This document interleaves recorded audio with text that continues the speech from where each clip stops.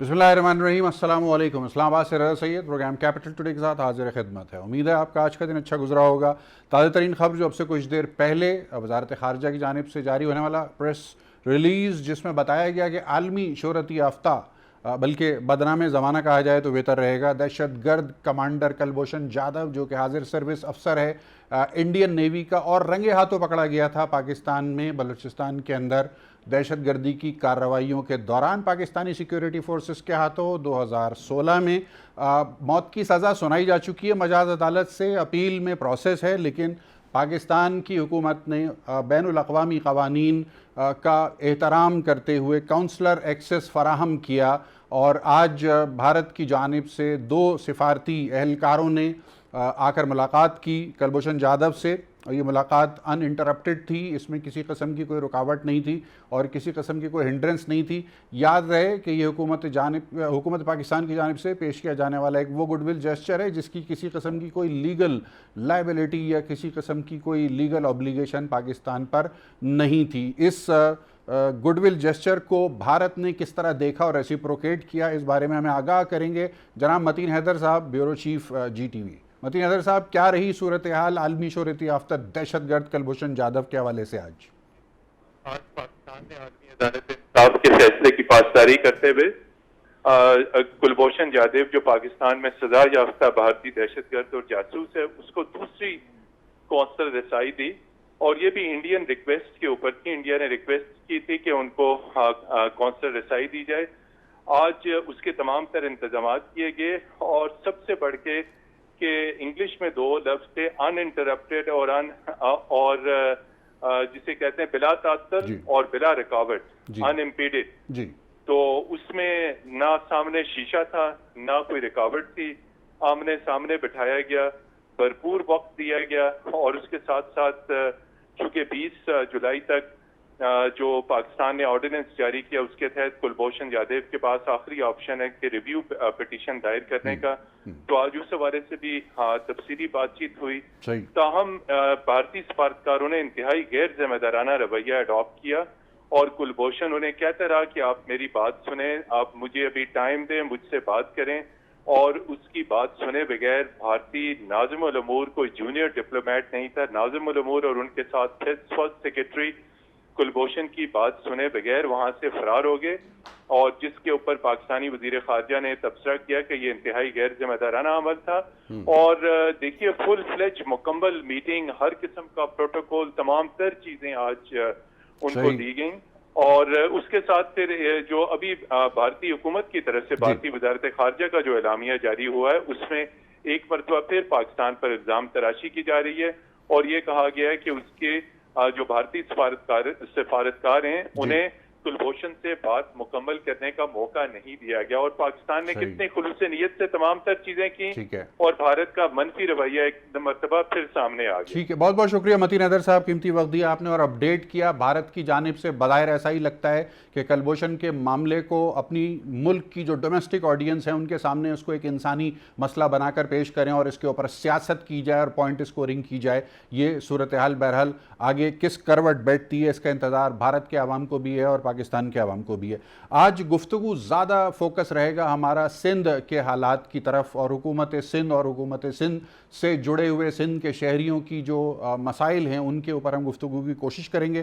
Panel भी आज हमने इसी नौयत का तरतीब दिया है। हमारे साथ स्टूडियो में मौजूद हैं इस वक्त पाकिस्तान पीपल्स पार्टी की रहनुमा रुकने कौमी असम्बली मोहतरमा डॉक्टर शाहिदा रहमानी साहिबा, पीपल्स पार्टी कराची डिवीज़न की प्रेसिडेंट भी हैं, तो कराची की रिप्रेजेंटेशन बाय वर्च्यू भी है और पीपल्स पार्टी जो कि हुकूमत सिंध को रिप्रेजेंट करती है उसकी नुमाइंदगी भी मौजूद है। जबकि मवासलाती राब्ते पर हमारे साथ मौजूद हैं इस वक्त ख्वाजा इज़हारुल हसन साहब जो कि MQM पाकिस्तान से मुताल्लिक़ हैं, माजी में सूबाई वज़ीर भी रह चुके हैं और कायदे हिज़्ब इख्तिलाफ़ का किरदार भी अदा किया है सिंध असम्बली के अंदर। आजकल MQM पाकिस्तान की जानिब से सूबाई असम्बली में रिप्रेजेंटेशन रखते हैं और हमारे साथ प्रोग्राम में शामिल होंगे सीनियर सियासतदान कराची की जानी मानी शख्सियत डॉक्टर मोहम्मद फ़ारूक सत्तार साहब और हम इन तीनों अरकान से गुफ्तगू गुफ्तगू अपनी आगे बढ़ाकर और जारी रखेंगे कि कराची के मसाइल इस वक्त किस करवट बैठते हुए नज़र आ रहे हैं। ताज़ा तरीन डॉक्टर साहिबा मेरे पास जो ख़बर है, और शायद इसको आप एक पॉजिटिव ख़बर की नज़र से देखेंगी, वो ये कि चेयरमैन नैब ने नोटिस लिया है और हिदायत जारी की है कराची में नैब के एहलकारों को, अफसरान को, कि वो कराची इलेक्ट्रिक या के इलेक्ट्रिक जिसको कहा जाता है उसके मामलात की स्क्रूटनी करें, उसका जायज़ा लें, उसका ऑडिट करें। तो ये इसको खुशाइन समझा जा सकता है या ये एक नुमाइशी इक़दाम है? बहुत शुक्रिया। सबसे पहली बात तो ये कि देखें, इतने अरसे से जो कि इलेक्ट्रिक के हवाले से वादे भी हो रहे हैं, और अभी संडे को भी मैंने देखा कि मैं कुछ वज़रा के साथ जो है CEO की मुलाकात हो रही थी, फिर जॉइंट प्रेस कॉन्फ्रेंस हुई और कहा गया कि एलानिया, बिल्कुल एलानिया दिया गया कि अब लोड शेडिंग नहीं होगी। ये मेरा मोबाइल पड़ा और मेरे आप देखें कि कितने मैसेज दिन और रात में आ रहे हैं। अच्छा, आजकल इन्होंने एक तो मेंटेनेंस के नाम पे बंद कर रहे हैं और लोड शेडिंग का उसको नाम नहीं दिया जा रहा कम, और दिन में कम से कम 12 घंटे लाइट जो है रात दिन बंद हो रही है। 1 बजे रात को अगर बंद होती है तो जो बेचारा मजदूर सुबह, जाहिर है सब सुबह जॉब पर जाते हैं, मुलाजमत करते हैं, तो वो किस तरीके से रातों को जाग के गुजारते हैं, वो कैसे काम करेंगे। अगर नैब ने इस तरीके का नोटिस लिया है तो अब ये तो आगे चल के पता चलेगा कि वो कार्रवाई क्या करते हैं और उनकी नीयत का अंदाज़ा उनके काम से पता चलेगा। तो मैं समझती हूँ कि इस पर जिस तरीके से प्राइम मिनिस्टर ने यकीन दहानी कराई और उसके बाद गवर्नर ने यकीन दहानी कराई, वज़रा ने यकीन दहानी कराई, उसके बावजूद के इलेक्ट्रिक की हठधर्मी उसी तरीके से कायम है, उसी तरीके से ओवर बिलिंग है, उसी तरीके से लाइट जा रही है। कराची के अवाम शदीद गर्मी के अंदर रात रात भर जाग रहे हैं।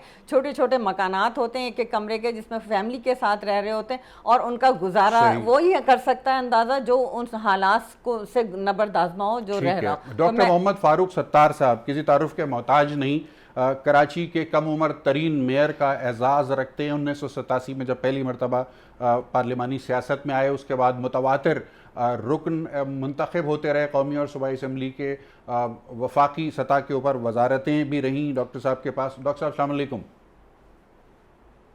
वालेकुम अस्सलाम जी। डॉक्टर साहब, के इलेक्ट्रिक पर गुफ्तगू चल रही है। के इलेक्ट्रिक को दिल भर के बुरा भला सब कहते हैं, टीवी पे बैठ के हम भी कहते हैं। हम आपकी मदद से समझने की कोशिश करना चाहेंगे कि के इलेक्ट्रिक के कान मरोड़ने का हक और इख्तियार और जिम्मेदारी टेक्निकली, कानूनी तौर पर और आईनी तौर पर किसके हाथ में है? आईनी, कानूनी तौर पर और टेक्निकली ये रिस्पॉन्सिबिलिटी वफाकी हुकूमत की है। अच्छा। वजारत पानी और बिजली और निपरा जो है वो उसको रेगुलेट करना है, मॉनिटर करना है, उनके अकाउंट्स को ऑडिट कर सकते हैं, उनकी परफॉर्मेंस को ऑडिट कर सकते हैं, उनका इंजीनियरिंग ऑडिट कर सकते हैं, और उनकी सारी चीज़ों को देख सकते हैं कि वो फर्नेस ऑयल के पैसे बचाकर, जिसमें कम प्रॉफिट है, वो गैस ही से बिजली बनाना चाहते हैं। वो सिर्फ हाइडल बिजली जो 650 से 800 मेगावाट नेशनल ग्रिड से मिल रही है, सिर्फ उसी बिजली से कराची वालों को चाहते हैं गुजारा करें। और जहां थोड़ी महंगी बिजली बन रही है जिसमें थोड़ा कम प्रॉफिट है, तो ये इससे सिर्फ एक खालिसतन जो बहुत मुनाफा कमाने वाला कॉरपोरेट इदारा है, बल्कि उसके अज़ाइम तो ऐसी भी जैसे ईस्ट इंडिया कंपनी के। अच्छा, जब वो सब कॉन्टिनेंट में आई थी तो उसने माशी तौर पर सारे छोटे छोटे बिजनेसेस पर कब्जा करना शुरू कर दिया। ये भी कराची के अवाम की कमर को तोड़कर, महंगी से महंगी बिजली देकर, सरमायाकारी के, यानी लोग घरों में तो 12 घंटे उनका वो दम घुट घुट के मर रहे हैं। WHO डॉक्टर कह रहा है घर में रहें, लेकिन उनका मसला यह है कि सरमायाकारी का अमल जिसमें निस्बतन थोड़ी सस्ती बिजली चाहिए, वो बिजली दस्तयाब नहीं है। आपका पैदावारी अमल, आपका सनती अमल, आपका सरमायाकारी अमल, आपकी माशी तरक्की का अमल, और फिर आपकी बरामदात, वो सारी चीज़ें के इलेक्ट्रिक ईस्ट इंडिया कंपनी की वजह से मुतासिर हो रही है। और कोई उसे पूछने वाला नहीं है। हमने शोर मचाया, मैं निकला, मैंने कराची की सिविल सोसाइटी, नौजवानों, बरादरियों, कम्युनिटीज़ के साथ मिलकर, ताजिरों के साथ मिलकर एक बहुत शानदार एहतजाज किया। तब जाके फिर असद उमर आए, PTI ने भी वहां धरना किया और कहा कि चीजें ठीक होंगी। ठीक नहीं हुई। हाँ, आज सिर्फ एक लोगों की गर्दन पर तलवार थी कि 3 रुपए पर यूनिट इजाफा कर दिया गया था बिजली की कीमतों में। वो 3 रुपए फी यूनिट आज बड़ा एहसान किया है वफाकी हुकूमत ने, वो 3 रुपए वापस ले ली है।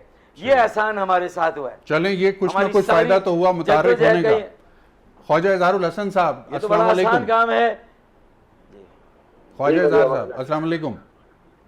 वालेकुम अस्सलाम। Khwaja Sahab, east India company से तशबीह दी डॉक्टर मोहम्मद फारूक सत्तार ने के इलेक्ट्रिक को। अच्छा, के इलेक्ट्रिक का गोशमाली करने का हक और इख्तियार कानूनी और आईनी तौर पर बताया जा रहा है कि वफाकी हुकूमत के पास है। वफाकी हुकूमत जिसके आप इत्तेहादी हैं। हमने देखा गुज़िश्ता दिनों 2 रोज़ कबल आपकी जमात के तमाम कलीदी जो अरकान थे वो इस्लामाबाद में पार्लियामेंट के बाहर टेंट लगा के एहतजाज कर रहे थे। गोया अपनी ही हुकूमत में, अपनी ही हुकूमत के एक इदारे को तवज्जो दिलाने के लिए एहतजाज के लिए आप इकट्ठे हुए थे। क्या पेशरफ्त रही उस एहतजाज से? कोई टेंजिबल आउटकम में डेवलप हुआ वो सारा मामला? शुक्रिया रजा भाई। देखिए, सबसे पहली चीज तो ये कि एक इत्तेहादी होने की हैसियत से हमने पसे पर्दा तमाम फोरम एक्सरसाइज की। ठीक है। जो मुलाकातें हमने गवर्नर हाउस में की, जिसमें वफाकी वजीर हमारे यूब साहब थे, फिर इसमें असद उमर साहब थे, फिर हमने के इलेक्ट्रिक से मुलाकातें की, प्रेस रिलीज, बयानात, कौमी असेंबली का बाइकॉट। जब ये तमाम ऑप्शन एग्जॉस्ट कर लिए तो फिर हमने इस्लामाबाद में पार्लियामान के सामने अपना धरना दिया और हुकूमत को बताकर, गुजरा को बताकर, प्राइम मिनिस्टर को पहले से पेशगी आगाह करके खुसूसी तौर पर यहाँ से फ्लाइटें लेकर तमाम अरकान सूबाई, कौमी असेंबली और बल्दियात के नुमाइंदे बन गए। मसला ये नहीं है कि धरना करना है या पहले धरना किसने करना है,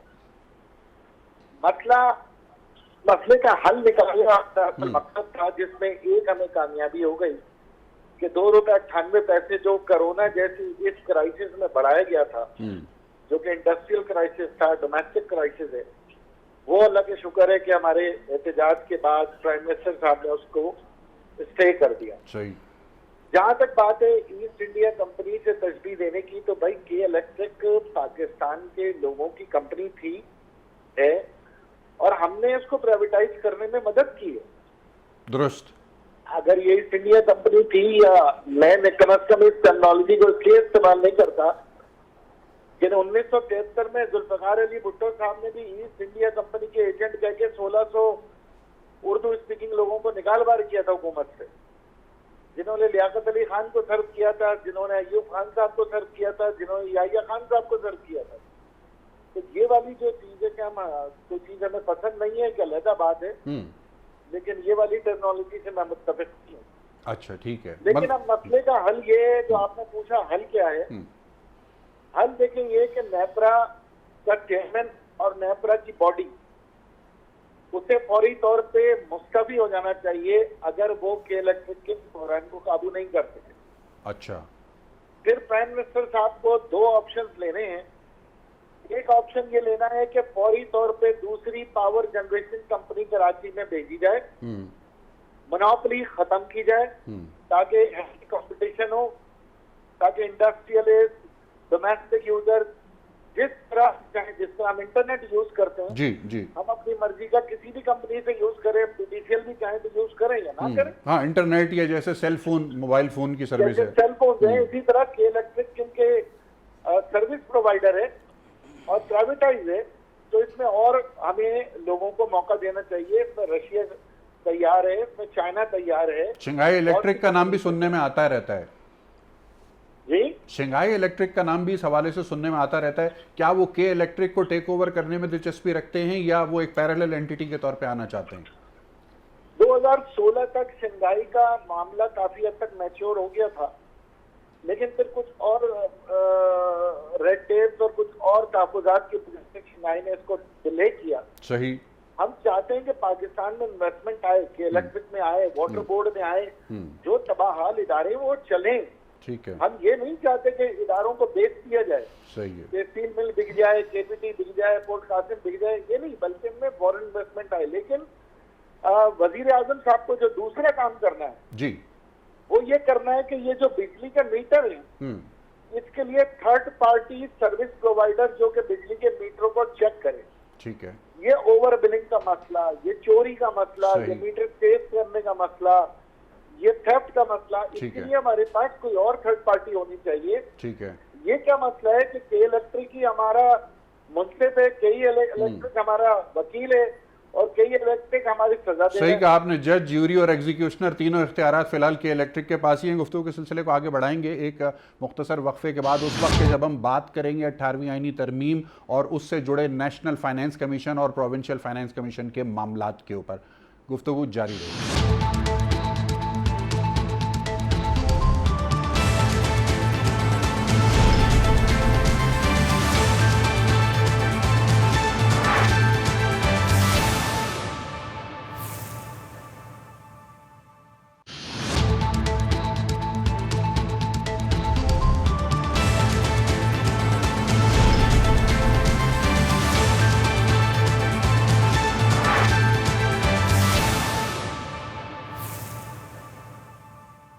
जी, वक्फे के बाद खुश आमदीद। हमारे साथ मौजूद हैं सीनियर सियासतदान डॉक्टर मोहम्मद फारूक सत्तार, मवासलाती राब्ते पर। डॉक्टर साहब, आज से 10 बरस कबल पाकिस्तान की पार्लिमानी तारीख़ में और पाकिस्तान की सियासी तारीख़ में एक बहुत बड़ा काम हुआ और उस काम में आप ख़ुद भी एक बहुत बड़ा उनका आपका हिस्सा था।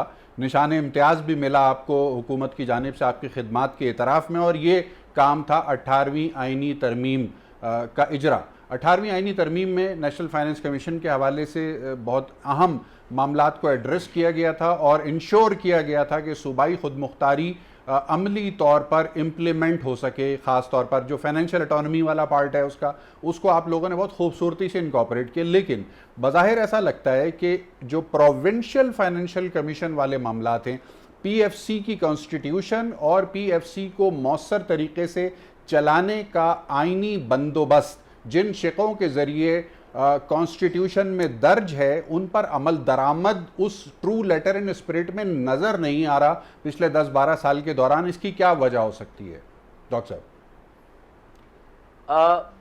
अलमिया ये हुआ कि सूबाई खुद मुख्तारी का एजेंडा भी मुल्क के क़याम के 60 साल के बाद अमल में आया, जबकि मशरकी पाकिस्तान की अलहदगी के बाद ये बात बहुत बहस में रही, कौमी बहस में, कि सूबाई खुद मुख्तारी होनी चाहिए। चले खुदा करके इस पर अमल दरामद हुआ। 18वीं तरमीम सूबाई खुद मुख्तारी अज खुद कोई बुरी चीज़ नहीं है, लेकिन उसमें मसला ये है कि सूबों ने उसी वक्त बल्दियात को जो इख्तियारात पहली मरतबा परवेज़ मुशर्रफ साहब के ज़माने में जो बल्दियाती कानून में मिले थे, वो सारे इख्तियारात भी सारे सूबों ने वापस ले लिए। तो सूबे हो गए गुंजलक, बहुत ज़्यादा पेचीदा, उलझे हुए इख्तियारात, इख्तिदार, और नीचे से वसाइल भी ले लिए और ऊपर से भी वसाइल मिल गए। फिर नेशनल फाइनेंस कमीशन जो 7वां था, उस 7वें नेशनल फाइनेंस कमीशन से भी इतना पैसा सूबों को मिलने लगा कि आज 62% सूबों को मिलता है और मरकज को 38%। तो ये मरकज की परेशानी बजा है, दुरुस्त है, और इसको रिव्यू होना चाहिए। 18वीं तरमीम को भी किसी हद तक, असल में तो 8वां कौमी मालियाती कमीशन आए, और अगर 18वीं तरमीम रिव्यू नहीं होती तो वफाकी हुकूमत को चारों सूबों के साथ मिलके, जिनमें 3 सूबे उनके साथ हैं, उन्हें मिलके नेशनल फाइनेंस कमीशन में ही, प्रोविंशियल फाइनेंस कमीशन अगर नहीं है, इतने सालों से काम नहीं कर रहा, वो आइन में नहीं है, वो कानून में है, बल्दियाती कानून में है, लेकिन उस पर अमल नहीं होता, तो फिर वफाक और सारे सूबे मिलके बराह रास्त नेशनल फाइनेंस कमीशन ही में बल्दियात का बराह रास्त हिस्सा मख्तस कर दें कि जो फार्मूला मरकज से सूबों को वसाइल की तकसीम का है, वही फार्मूला सूबों से बल्दियात का होगा, और जो हिस्सा बनता है वो बल्दियात को डायरेक्ट दे दिया जाए। ये इस मसले का हल है। ठीक है, यानी ये हल निकाला जा सकता है। डॉक्टर शाहिदा रहमानी, अब आप बताइए कि प्रोविंशियल फाइनेंस कमीशन सिंध में इस वक्त उसकी फंक्शनैलिटी की क्या सूरत हाल है? देखिए, स्टार्टिंग में जब क़याम NFC अवार्ड का हुआ था, तो उसके बाद ही इसका क़याम अमल में लाया गया और इसकी 2-3 मीटिंग्स भी हुई। लेकिन उसके बाद आपने देखा कि जब हमारी हुकूमत चली गई, आखिर में तो ये सब कुछ हुआ था, और उसके बाद गवर्नमेंट PMLN की आई, तो जब भी आपने देखा कि NFC अवार्ड की जो रकम सूबों को मिलनी चाहिए, उस वक्त भी हमारा यही शोर होता था। और अभी हालिया बजट में आपने देखा कि 239 बिलियन रुपीज़ की कटौती, ठीक है ना, तो बर वक्त रिलीज़ हो रहा है। अब अगर हम सूबाई ये कमीशन बनाते हैं तो आप ये देखें कि उनको पैसा तो चाहिए। जब आपका फाइनेंस कमीशन बनेगा तो उसमें पैसा चाहिए। अब पैसा नहीं होगा जब तक पूरे पैसे सूबों को नहीं मिलेंगे, तो उस वक्त तक इस पे काम नहीं हो सकता। तो ये विफाक ये बहुत बड़ा अलमिया है कि विफाक जो है छोटे सूबों के साथ, आज भी आपने देखा है असम्बली के अंदर कि 2-3 सवालात इस तरीके से हुए क्वेश्चन आवर में कि जिनके उनके पास जवाब नहीं था कि जी आपने पंजाब के अंदर अगर 10 एग्जीक्यूटिव ऑफिस खोले हैं नादरा के या पासपोर्ट के, तो सिंध में ओनली 1 कराची का क्यों है, बलूचिस्तान में ओनली 1 कोयटा में क्यों है। इसी तरीके से छोटे पेशावर में तो मतलब छोटे सूबों के साथ जो ज्यादती हो रही है, इसको ख़त्म करने के लिए एनएफसी अवार्ड जो था बहुत ज़रूरी था। और आपने देखा कि सूबों की एहसास महरूमी ख़त्म हुआ था, लेकिन उस रकम को मुस्तकिल कटौती करना, बर वक्त ना देना, तो अगर जब बर वक्त सूबों को नहीं मिलेगा तो हम आगे कैसे उसको डिलीवर कर सकते हैं। अच्छा, इन्हीं आपका मौक़िफ़ सामने आ गया। ख्वाजा इज़हारुल हसन साहब मौजूद हैं हमारे साथ। अच्छा, एक बात अगर मैं कह दूं। जी डॉक्टर साहब, क्विकली, अगर इजहार भाई की इजाजत हो। देखिए, शाहिदा रहमानी साहिबा ठीक है, पीपल्स पार्टी के मौक़िफ़ को डिफेंड करें, लेकिन ये भी कराची वाली हैं, कराची की एमएनए हैं। इन्हें इस बात का ज़रा ख्याल रखना चाहिए कि इतने वसाइल मिले हैं सूबों को कि अगर उसमें जितनी भी कटौती कर ले मरकज़ या वफाक, उसके बावजूद पूरा सेल्स टैक्स ऑन यूटिलिटी 125 अरब रुपए का नया टैक्स मिला, जिसमें से कराची अकेला 100 अरब रुपए सिंध को देता है, उसमें से एक ठेंगा भी कराची सिंध और कराची एक ही तो है मेरे भाई। डॉक्टर साहब, आप मेरे बड़े भाई हैं। अच्छा, अब ये सवाल आ गया ख्वाजा साहब, आप ही का टाइम शुरू हुआ है। ख्वाजा इज़हारुल हसन साहब, मैं फ्रेज करना चाहता हूँ मेहमानों की इजाजत से, क्यों कर रहे हैं? और फ्रेजिंग ये है कि नेशनल फाइनेंस कमीशन जो है वो सूबों के लिए पैसे मख्तस कर रहा है। सूबे की जिम्मेदारी है कि वो अपने डिस्ट्रिक्ट्स और डिविजन्स के लिए नीचे पैसे मख्तस करे। सूबे को क्यों प्रॉब्लम हो जाती है प्रोविंशियल फाइनेंस कमीशन को फाल करने में ख्वाजा साहब? सबसे पहले तो मैं ये तस्लीम करता हूँ कि 18वीं तरमीम में ये वडेराना, जागीरदाराना और सरमायादाराना सियासतदानों ने हमें धोखा दिया। ठीक है। और न सिर्फ धोखा दिया बल्कि पाकिस्तान के गरीब मुतवस्सित तबके को भी अपना गुलाम बना लिया। और जहां तक मेरी बहन बात कर रही हैं, हैसियत मुसलमान कम से कम अपने अमाल और अपने अंजाम का दिफा करना चाहिए। दुरुस्त। ये 2008 में पीपल्स पार्टी का सिंध का बजट था 267 बिलियन, 267 बिलियन। ठीक है। और आज जो सिंध का बजट है वो 1217 अरब रुपए है। पहले जो हमारा डेवलपमेंट स्कीम थी वो थी 40 अरब रुपए। पिछले साल हमारा था 280 अरब रुपए। 280 अरब रुपए में से हमने खर्च किए हैं 128 अरब रुपए। अच्छा, यानी 156 या 160 अरब रुपए तो ये हुकूमत खर्च ही नहीं कर सकी। जो विफाक से 239 बिलियन का है ये झूठ है, मुबालगा आ रहा है, ये धोखा है। अच्छा, क्या हकीकत क्या है? यानी आप फैक्ट को ही झुटला रहे हैं। जो 239 बिलियन फैक्चुअल पोजीशन बताइए क्या है जी। मेरी बहन मेरी बात सुन लें। बजट में आपके पूरे सूबे में ना मुझसे बात करने के लिए लोगों को काफी तैयारी करनी पड़ती है, तो मुझे बात करने दी। और आप मैसेज भी दे दीजिएगा कि कोई अगर इस पे मेरे साथ 1-to-1 प्रोग्राम करना चाहता है बमें चीफ मिनिस्टर साहब, तो मैं चैलेंज कबूल करता हूँ। जी ख्वाजा साहब बताइए। तो आपके पास तो असेंबली का फ्लोर है, आप अपोजिशन लीडर हैं, आप क्यों नहीं जो सीएम सिंध जब बजट पेश करते हैं तो आप ख्वाजा साहब हमें तेजी से आगे बढ़ना है, आपकी बात मुकम्मल होने का इंतजार है। 239 बिलियन की जो ये बात कर रहे हैं जी, ये एस्टिमेटेड बजट होते हैं जो कि डिपेंड करता है रेवेन्यू कलेक्शन पर। ठीक है। सिंध का भी रेवेन्यू कलेक्शन में 70 अरब रुपए का डिक्लाइन आया है। ठीक है। और उसके बावजूद कराची से जो रेवेन्यू जनरेट हुआ है वो 330 अरब रुपए। अच्छा, 330 अरब रुपए शहर को मिला है। इस शहर की तमाम स्कीमें मैंने कैलकुलेट की हैं जी। 2019 और 2020 टोटल स्कीमें हैं 54 अरब रुपए की, और पैसा रखा जो है 6 अरब रुपए। अच्छा। यानी दोनों साल के अगर आप मिला लें तो 3 अरब रुपए रखे गए। और रखे जाने का मतलब खर्च करना नहीं होता, इसमें मजीद कमी होगी। सही है। तो प्रोविंशियल फाइनेंस कमीशन के कयाम का इनेकाद ना करना पीपल्स पार्टी की आमिराना वडेराना सोच है, क्योंकि इनको फिर ये पैसा जिलों को देना होगा, जो कंपेयर कर लें आप 267 बिलियन और 1217 अरब रुपए, आप कंपेयर कर लें 40 अरब रुपए और 280 अरब रुपए। तो ये कभी भी लाड़कानों को भी नहीं देना चाहते, ये पैसा अपने पास रखना चाहते। माजी में जिस तरीके से पास रख के मतलब क्या बैंक से सूद लेते हैं, क्या करते हैं पास रख के? हम लंदन नहीं भेजते, खुद नहीं लेते। हाँ। ये अशरफियां जैसे नहीं बांटते थे बादशाह के, आओ मेरी जीती हुजूरी करो और मुट्ठियां भर भर के ले जाओ। ऐसा हरगिज पीपल्स पार्टी में नहीं होता, ये आप लोगों में होता रहा है। आपका माजी इससे भरपूर है, आपने जिस तरीके से कमीशन ले लेके भेजे हैं सबको पता है, सब नुमाया है, बिल्कुल सबको याद है। जो कुछ आपने इख्तियारात के नाम पे किया है कराची के साथ, अभी हम भूले नहीं है, ना ये कौम भूलेगी, तारीख बन गई है। चले, हमारे नाजरीन को भी सब कुछ याद है और हम एक मुख्तसर वक्फे के बाद फिर वापस आते हैं।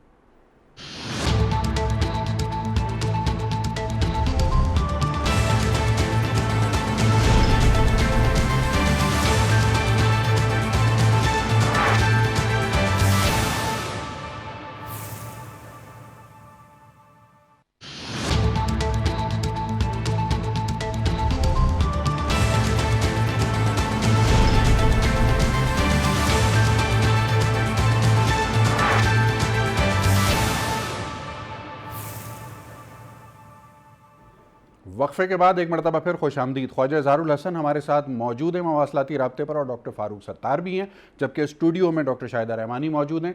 ख्वाजा साहब, सवाल ये है, कहा जाता है कि वसाइल की जो तकसीम होती है, चाहे वो सूबाई सतह हो या वफाकी सतह हो, उसके अंदर आबादी का तनासुब, सेंसस, डीलिमिटेशन जैसे मामलात की बड़ी कलीदी अहमियत होती है। उसके साथ साथ फिर एक डोमिसाइल और जाली डोमिसाइल का मामला भी है, जिसके ऊपर गुज़िश्ता दिनों आपकी तरफ से काफ़ी मुतहर्रिक रहे। उसके ऊपर कुछ आगाह कीजिएगा, क्या आउटकम रही आपकी उस एफर्ट की जो जाली डोमिसाइलों के खिलाफ आपने की थी? देखिए, वसाइल की तकसीम की जो बात आपने की है और जो सूबाई खुद मुख्तारी का मुतालबा है, ये 1940 से है और ये मुसलमानों ने बरतानवी साम्राज्य से मुतालबा किया था कि हमारे जो सूबे हैं उनको खुद मुख्तारी दी जाए, क्योंकि वहां पे भी बरतानवी साम्राज्य सेंट्रलाइज पॉलिसी के तहत हुकूमत कर रहा था, जिस तरह से आज सिंध में हुकूमत है। तो अगर वसाइल की तकसीम नहीं होगी तो फिर यकीनन मुल्क के अंदर एक बेचैनी, बदअमनी और बेएतबारी कायम होगी जमहूरियत के ऊपर, जिस तरीके से हो रही। ठीक है।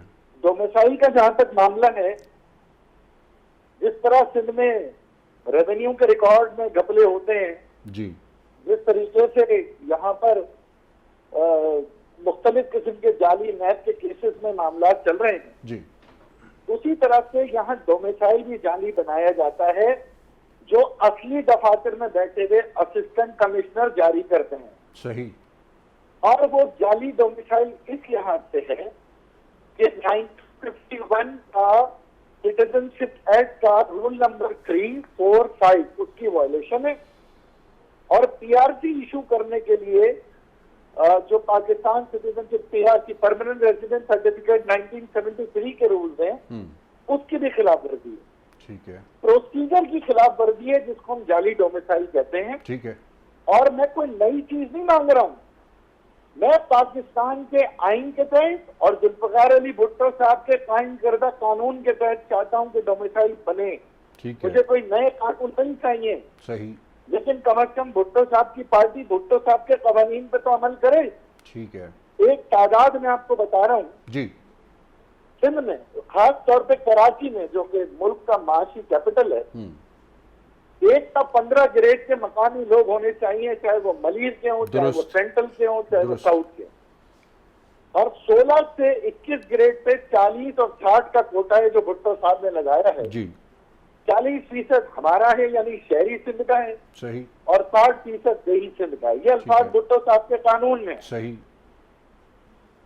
लेकिन आप यकीन करेंगे कि इस वक्त सिर्फ कराची में 1,90,000 सरकारी नौकरियां हैं।